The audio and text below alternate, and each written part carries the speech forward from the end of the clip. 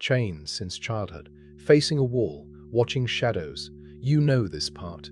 Almost nobody mentions that down there, the prisoners hold competitions. They hand out honors and prizes to whoever is quickest at recognizing which shape appears next. There is a leaderboard in that room and people are climbing it. Think of the last time you knew about something 3 days before everyone around you did. The reference you got instantly. The thing you had to explain to your parents. That's the game. You're good at it. My promise, made before I've earned it. Everyone tells you this story is about escaping, and that reading is not just incomplete. It's backwards. The dangerous half is the return. The person who leaves and comes back is worse at the game than the people who never left. Slower, clumsier, easy to mock. That isn't my interpretation. It's in the text, in detail, and it's the reason the story ends with a killing. The man who wrote it was Plato. He had somebody specific in mind. Someone Athens had recently executed for doing exactly this, and Plato had watched it happen at close range 5 years after watching his own family run a terror. Let's go down there, starting with a rich Athenian boy who was supposed to become a politician. Around 428 BCE, in a city at the height of its confidence and about to lose everything, a boy was born into one of the best-connected aristocratic families in Athens. He was supposed to go into politics. That was simply what men from his family did, and by his own later account he wanted it. He also wrote poetry and tragedy. There's a story from a much later and fairly unreliable biographer that he burned all of it after meeting Socrates. Treat it as a story rather than a fact. Even as a legend, it tells you the shape of the man, a total conversion, everything before it destroyed. Then history arrived, and it arrived personally. In 404 BCE, Athens lost the long war with Sparta. The democracy collapsed, and a junta took power, remembered as the 30 Tyrants. They ruled by killing. Ancient accounts put the death toll around 1,500 citizens in a matter of months. 2 of the 30 were his close relatives. One was his uncle, another was his mother's cousin, and that man became the most brutal figure in the whole regime. They invited him in. He was young, connected, ambitious, exactly the recruit they wanted. In a letter attributed to him, whose authenticity scholars still argue about, he describes thinking at first that these men would clean up a corrupt city. Then he watched what they actually did, and he withdrew in disgust. So, oligarchy tested at family range, and it was monstrous. Then the Democrats came back in 403, and Plato thought perhaps this would be better. 4 years later, that restored democracy put Socrates on trial, the man who had rebuilt his entire life on charges of corrupting the young and not believing in the city's gods. A jury of ordinary Athenians voted.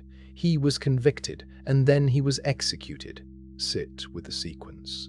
Inside 5 years, one man in his 20s watched rule by the few turn into a killing machine run by his own relatives, and then watched rule by the many vote to kill the best person he had ever met. He never went into Athenian politics. He built something else instead, a school outside the city walls, on ground associated with a local hero named Academus, which is where the word academy comes from. It ran in one form or another for centuries after his death. Everything he wrote afterwards is an attempt to answer one question: what is wrong with us that both of those things could happen? His answer wasn't, people are stupid. It was more specific and much harder to escape. And once you have it, you'll recognize it in the last argument you watched online. Plato's actual claim is about what crowds can evaluate. He puts it in a scene. Picture a ship at sea. The crew are all quarreling over who should take the helm. Every one of them convinced he should steer, none of them having studied navigation at all. They flatter the ship's owner, they drug him, they fight each other for control of the rudder. Whoever wins declares himself a navigator.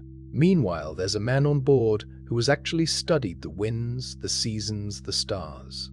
The crew have a name for him. They call him a useless stargazer, a babbler, and they ignore him, because what he studies is precisely the thing they cannot assess. Plato adds a detail that's easy to skim past. The crew don't only shout, they work on the owner. They flatter him, they pour wine into him, they keep him pliable and confused, and then they take the helm with his blessing. Nobody in that scene is committing an obvious crime. Everyone is being persuasive. That last part is the whole point, and it's why the story still bites. The crew aren't stupid. They're doing something completely rational, judging by the only evidence available to them. Confidence, volume, social proof, how sure someone sounds. Those are real signals and they're free to read. Actual navigational competence is expensive to verify and, to a non-navigator, invisible. So the crowd doesn't reward truth. It rewards the appearance of truth because appearance is the only thing it can price. Test it on yourself, quickly. Think of an expert you trust in a field you know nothing about. Now ask what you're actually trusting. In almost every case, it isn't their work. You couldn't evaluate their work. It's their institution, their fluency, the fact that other people you already trust seem to take them seriously. Those are all shadows on a wall. Useful shadows, often accurate ones. Still shadows, often accurate ones. Notice this isn't a complaint about intelligence, and it isn't nostalgia for some better era. It's a claim about information cost, which is why it survives translation into any century you like. The most confident person in the comment thread wins on exactly the mechanism Plato describes, and the person who says the honest answer is that this is complicated and I'd need a week with the data loses every time to someone with a clean opinion and no doubt in their voice. Which raises the obvious question: if appearance beats reality whenever a crowd is judging, what happens to a person who spends their entire life inside a crowd's judgment? Plato answered that with the most famous image in philosophy, and then he ruined it, because almost everyone stops reading 2/3 of the way through. The setup, quickly, because you already know it. Prisoners chained in an underground chamber since childhood, facing a blank wall, heads fixed. Behind them, a fire. Between the fire and the prisoners, a walkway where people carry objects, and the objects throw shapes onto the wall in front. That wall is the entire world to them. Shapes and echoes. They've never seen anything else, so they don't experience it as a limitation. They experience it as reality, because it is the only reality on offer. First correction, and it matters more than it sounds. This is not a story about living in a simulation. That reading is everywhere now, and it's a modern import. Plato frames the image explicitly as being about education and its absence, about the soul being turned around, about how painful learning is, not about whether the physical world is real. Treating it as a puzzle about virtual reality is like treating a story about a hospital as a story about architecture. The distinction matters for a practical reason. A simulation story has a twist. There's a real world hidden behind the fake one, and the drama is discovering it. Plato's version has no twist. His prisoners aren't being deceived by anyone. There's no villain running the projection, no conspiracy, nobody profiting. They're simply facing the only direction their bodies allow. The problem isn't a lie, it's an angle. Second, the detail that shifts everything. Plato says the prisoners give each other honors and prizes, awards for the sharpest eye, for whoever best remembers the usual order of the shapes, and can most reliably predict which one is coming next. There is a competition running on that wall with a hierarchy, and winners and status attached to being good at it. Read it again and it stops being a story about deception. It becomes a story about skill. These people are not passive dupes, they're competitors. They've spent their whole lives developing an extremely refined, genuinely difficult expertise, pattern recognition, timing, prediction, and inside that room, that expertise is worth something real. Respect, standing, a place in the order. It's 12:20 on a Wednesday. Someone drops a screenshot into a group chat of 9 people. Within 90 seconds, there are 4 replies, and one of them is 3 words long, and it is exactly right, the precise formulation at the precise moment, in the precise register. Nobody outside that chat would find it funny. Inside it, something just happened. No money moved. No object changed hands. Everyone in that room felt the ranking shift, including the person who wrote it, who put their phone down feeling slightly better about their day. That was a prize. It was awarded for shadow prediction, and it was earned. The person who wrote it is genuinely good at something. Now Plato asks, what happens if you take one of these competitors and drag them out? The ascent hurts. Plato is emphatic about this, and most retellings soften it.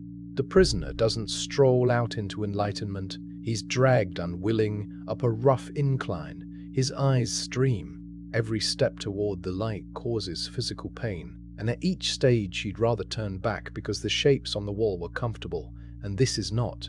Only slowly, shadows first, then reflections, then objects, then finally the sun. Does he adjust? Sit with how strange that is, because it contradicts everything you've been told about stepping away from a screen. The promise is always relief, clarity, sleep. You'll feel better within a week. The research is less generous. In a randomized study with a control group, the people who gave up social media did not come out refreshed. They came out lonelier. Their life satisfaction fell. Anger, sadness, fear, and guilt all rose. Not because the platform was secretly nourishing them. The mechanism is simpler and colder than that. They'd left a place where they held a position for a place where they held none. And a loss is a loss, even when the thing lost was only a ranking on a wall. So the 10 days do not feel like liberation. They feel like being nobody, in silence on purpose. Plato wrote that down as physical pain and streaming eyes, and every inspirational retelling of this story quietly deletes it, because a version where the ascent is agony does not fit on a poster. Fine. That's the part people know. Now the part they don't. He goes back down, and his eyes are wrecked for darkness. Having adjusted to the light, he can no longer make out the shapes on the wall. He fumbles, he guesses wrong. In the competition he used to be able to play, he is now visibly, embarrassingly incompetent, worse than the people who never left the room at all. Plato even writes their reaction.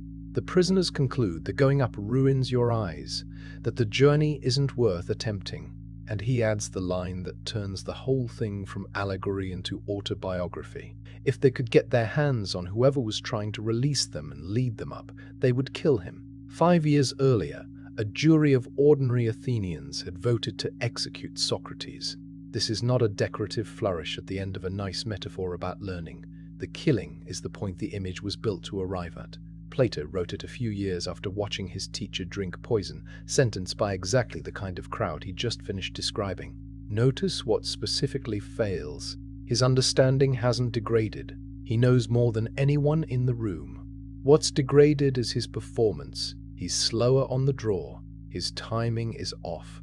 He hesitates where they don't. In a contest scored on speed and pattern recognition, being right about the nature of reality earns you exactly nothing. And the man who has never had a single true thought about anything beats him comfortably every round. That gap between understanding something and being good at the game about it is the crack the whole allegory turns on. The structure he's identified is genuinely brutal, and it's the thing I want you to take out of this video. Leaving is not simply hard. Leaving costs you your ranking. Everything you were good at was calibrated to conditions you've now left, and when you come back, the skill doesn't transfer. You're not returning as someone superior. You're returning as someone slow, which is a description of something that happened to you recently. If you've ever gone away for a while, it's 7:50 on a Monday morning. Someone has been off their phone for 11 days, a holiday, a hospital stay, a decision they made about themselves at 2 in the morning.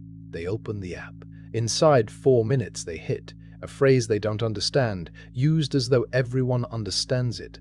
A person they've never heard of who everybody seems to have already decided about. A joke format that did not exist 11 days ago and is already tired.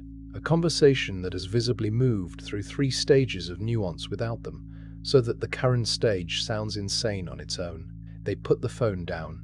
They feel behind and slightly stupid. And they couldn't tell you why either of those feelings is reasonable. By lunchtime, they've caught up. By Tuesday, they're back to their normal hours. And the 11 days start to feel like a mistake they made. Nothing in that story is about deception. Nobody lied to them. The feed didn't show them a fake world. It showed them a real conversation among real people that they had lost the timing for. TikTok did not trick them. It simply kept scoring while they were away. That is Plato's mechanic running at speed. The prisoner who left has eyes that no longer work down here, and the reason it holds people so tightly is not that the content is compelling. Content is replaceable. You'd survive missing any single post and you know it. What's hard to leave is your position, the competence you built. knowing exactly how to phrase a thing so it lands, knowing which reference works with which people. Being early. These are real skills that took years. They are genuinely difficult, and they are worth almost nothing 3 feet outside the room where they're worth something. Watch how fast the room takes someone back too. Nobody argues them into returning. There's no persuasion, no craving in the dramatic sense. They simply re-enter a scoring system they're already ranked in, and within a day or two, the ranking starts moving again, and moving feels like living. Plato saw the trap with total clarity 24 centuries ago and stated it plainly: the prisoner's expertise is real. That's why the door is so heavy. The people around you aren't fooled. That's the thing his image gets right, that almost every modern complaint about phones gets wrong. They're competing, they're good at it, and they'd be giving up something they earned. Now, the second thing almost everybody gets wrong, and this one has turned Plato into something close to the opposite of what he wrote. The popular version of this story is a self-help story. Escape, wake up, free your mind, see what the sleepers can't. You, personally, are one of the rare ones who made it out, and the people still watching the wall are sheep. That reading is not just a simplification, it's a reversal. In Plato's text, the ones who make the ascent do not get to stay up there. They are compelled to go back down. He's explicit that they won't want to, that having seen what they've seen, being sent back into the dark to argue about shapes with people who think you've been damaged is a genuinely worse life for them personally. He says it anyway. The city didn't educate them, so they could enjoy the view. His reasoning is worth hearing because it's colder than you'd expect. He says the law isn't concerned with making any one group happy. It's concerned with the whole city. The philosopher's discomfort is simply not the relevant variable. They were educated at public expense, on the understanding that the education was for everyone, and the bill comes due in the dark. The whole ethical weight sits on the return, not the exit. Anyone can leave a room. Plato's demand is that you go back into one you know is a room and speak to people who will not thank you and accept that you'll look like an idiot doing it. Which is why the online version of Escaping the Cave is such a strange artifact. The digital detox announcement, the post about how everyone is addicted to their phones, the essay about deleting your accounts, published of course on an account. Read it through Plato's actual structure and something uncomfortable appears. Announcing your escape is a high-scoring move in the competition. It's a shadow prediction. It lands well. It's legible. It earns exactly the honors the prisoners hand out, and it can be executed without ever standing up. Plato's freed prisoner comes back inarticulate and humiliated and gets laughed at. That's the tell. If your ascent made you more impressive to the room, you probably didn't leave it. I'm going to stop arguing Plato's side now and argue theirs, because they have a better case than he allows them, and because his own system has holes you can put a hand through. Start with the hole that has done real damage. Plato's picture requires that some people genuinely see reality while others see appearances, and then it hands the first group power. He proposes it directly. The ones who've been up should rule. Every authoritarian project of the last century has run on that exact structure. I see clearly you are deceived, therefore your objection is further evidence of your deception. Karl Popper attacked him for precisely this after the Second World War, calling him an enemy of the open society. Popper's reading is contested and probably too harsh on the man. The vulnerability is not. The story gives you no test, none, for telling apart someone who has seen the sun from someone who is merely very confident, which is exactly the problem his own ship was about. Second hole, the forms. The claim that behind every imperfect instance sits a perfect original is elegant, ancient, and entirely unsupported. His best student demolished it.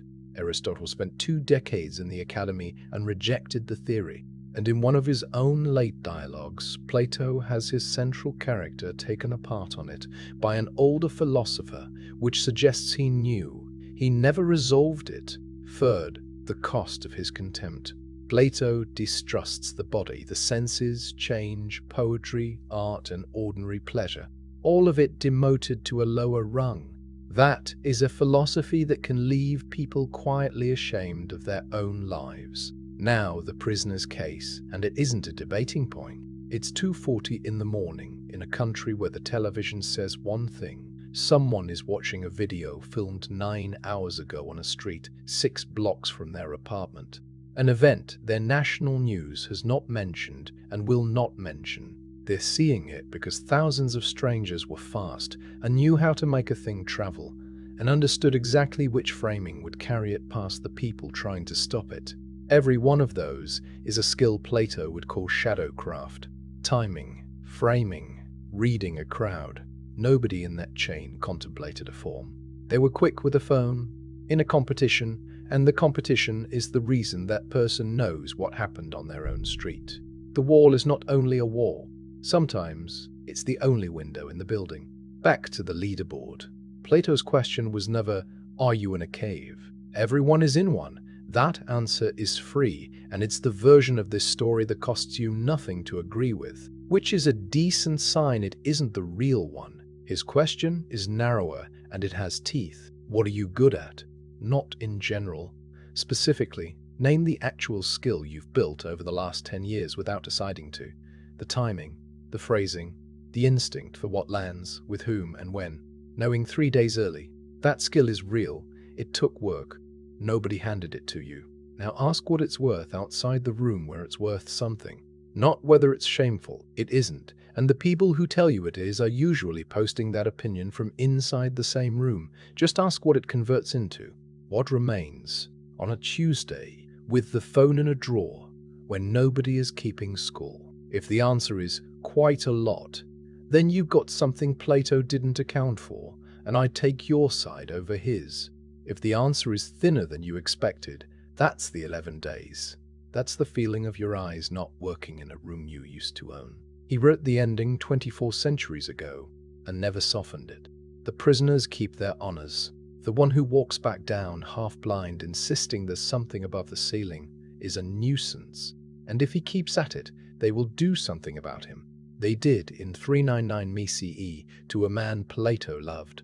He wrote the whole thing down anyway, and then spent the rest of his life trying to build a room where it couldn't happen again. It didn't work. He tried it for real in Sicily with an actual ruler, and it collapsed so badly he barely got out. That's the last thing worth knowing about him. He wasn't describing the cave from outside it.